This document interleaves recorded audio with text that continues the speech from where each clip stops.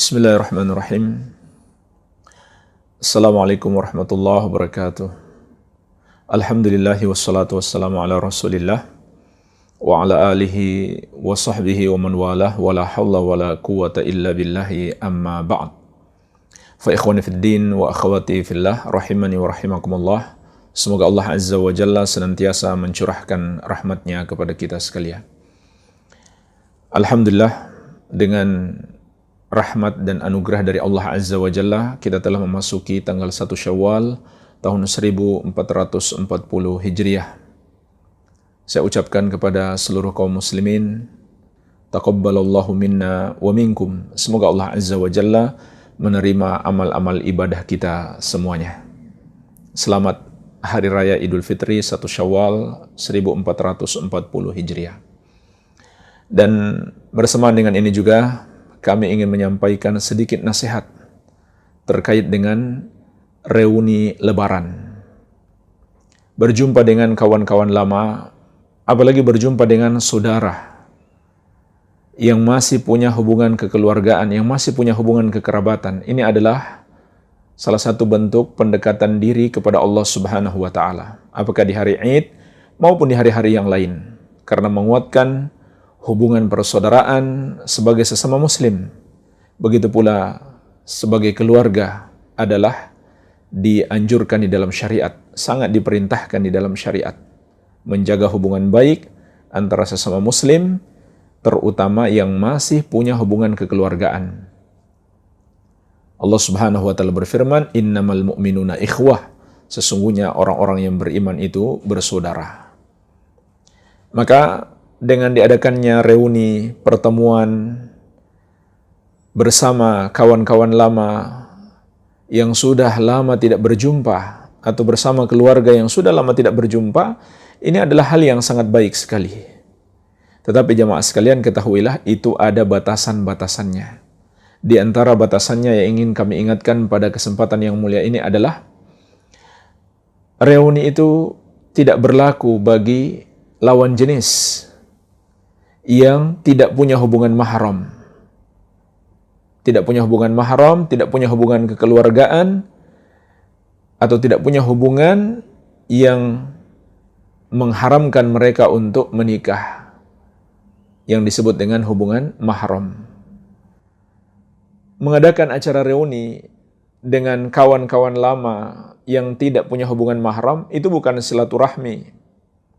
Itu bukan pula satu kegiatan yang baik, tapi itu hanyalah mengulangi dosa masa lalu dan menambah dosa di masa sekarang.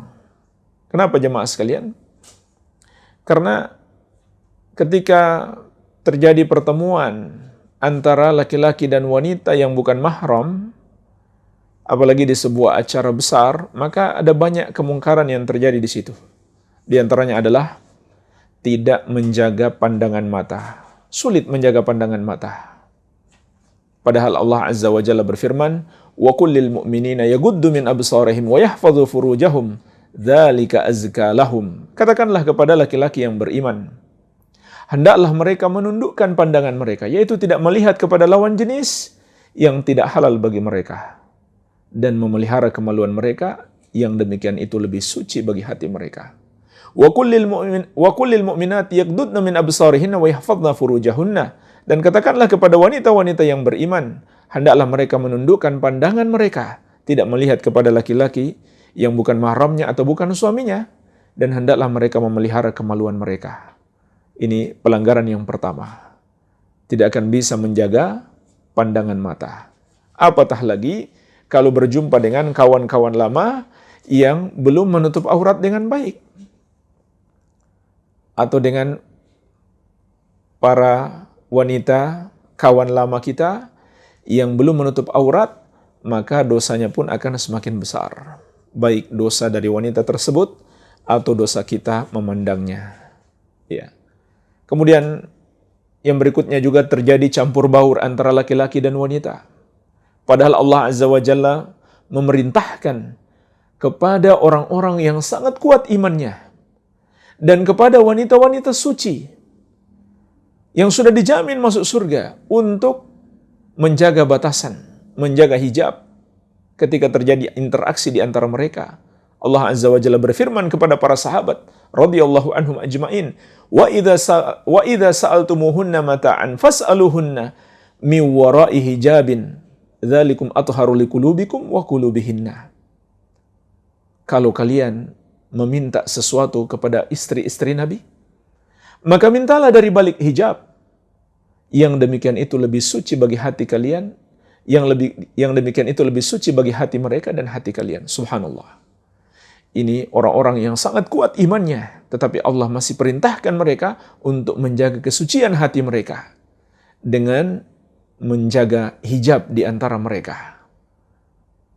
Begitu pula jemaah sekalian, apabila berjumpa dengan kawan-kawan lama yang lawan jenis ini, kemudian berjabat tangan, padahal tidak ada hubungan mahram, maka Rasulullah SAW telah mengingatkan, la an yut'ana fi ra'si ahadikum bimikhyatin min hadid khairun lahu min an yamassa imra'atan la tahillulah. Ditusuknya kepala seorang dari kalian dengan jarum besi, itu lebih baik daripada dia menyentuh seorang wanita yang tidak halal baginya. Mengapa jemaah sekalian semua ini dilarang? Karena ini semuanya adalah pintu-pintu yang menjerumuskan kepada zina, hubungan terlarang. Makanya Allah Azza wa Jalla mengingatkan kita, wala taqrabuz zina innahu kana fahisyatan wa sa'a sabila. Janganlah kamu mendekati zina, karena sesungguhnya zina itu adalah perbuatan yang keji dan seburuk-buruknya jalan. Perhatikanlah ayat yang mulia ini. Allah tidak mengatakan langsung jangan berzina, tapi kata Allah jangan mendekati zina. Artinya bukan zinanya saja yang dilarang. Hal-hal yang mendekatkan kita, menjerumuskan kita kepada zina, itu juga dilarang. Mulai dari pandangan mata, bercampur baur, bersentuhan, sampai akhirnya berdua-duaan. Ini semuanya dilarang dalam syariat. Dan ini bahkan bukan sesuatu yang kita khawatirkan lagi. Tetapi ini sudah betul-betul terjadi. Terjadinya perjumpaan, pertemuan dengan kawan-kawan lama yang berlainan jenis ini. Antara laki-laki dan perempuan yang tidak punya hubungan mahram. Kemudian akhirnya mengantarkan kepada perzinaan. Kemudian juga menghancurkan rumah tangga. Karena muncul CLBK, cinta lama bersemi kembali. Cinta yang terlarang. Cinta yang tidak diikat dengan hubungan yang halal. Bersemi kembali. Maka pada akhirnya reuni-reuni seperti ini hanya menjadi pintu setan. Hanya menjadi senjata-senjata setan untuk menghancurkan kita. Jadi ini bukan reuni yang benar. Kalau ada acara pertemuan antara kawan-kawan lama yang laki-laki dan perempuan yang tidak punya hubungan mahram. Iya. Barangkali sebagai solusinya, kalau mau adakan pertemuan, maka buatlah hijab. Dan para suami berjumpa dengan para suami, begitu pula para istri berjumpa dengan istri-istri yang lain. Jadi itu bisa dijadikan solusi. Kalau memang mau saling berkunjung, saling berziarah, memanfaatkan momen Idul Fitri, memanfaatkan momen Ramadan dan buka bersama, maka boleh saja kita setting acaranya dengan terpisah antara laki-laki dan wanita. Sehingga kaum laki-laki berjumpa dengan kaum laki-laki saja, dan kaum wanita berjumpa dengan kaum wanita saja. Barangkali ini tidak masalah insyaallah ta'ala sebagai solusinya. Jadi jemaah sekalian, hari raya ini kita harus waspada, banyak pintu-pintu setan yang menunggu kita.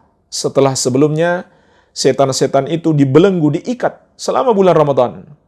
Jangan sampai kita biarkan setan kembali menjerumuskan kita dalam dosa di bulan Syawal atau di hari raya Idul Fitri. Terakhir saya tutup dengan mengingatkan ucapan Imam Ibn Rajab Al-Hambali rahimahullah, laisal 'id liman labisal jadid, innamal 'id liman ta'atuhu tazid. Bukanlah hari raya itu untuk orang yang berpakaian baru, melainkan hari raya itu untuk orang yang ketaatannya bertambah. Laisal 'id liman tajammala bil libasi war rukub, innamal 'id liman gufira lahu dzunub. Bukanlah hari raya itu untuk orang yang berhias dengan pakaian yang indah dan kendaraan mewah, melainkan hari raya itu untuk orang yang diampuni dosa-dosanya. Kita tidak tahu. Kita tidak bisa memastikan apakah dosa-dosa kita selama bulan Ramadan atau di tahun-tahun sebelumnya diampuni oleh Allah atau tidak. Maka mengapa kita masih menambah dosa lagi?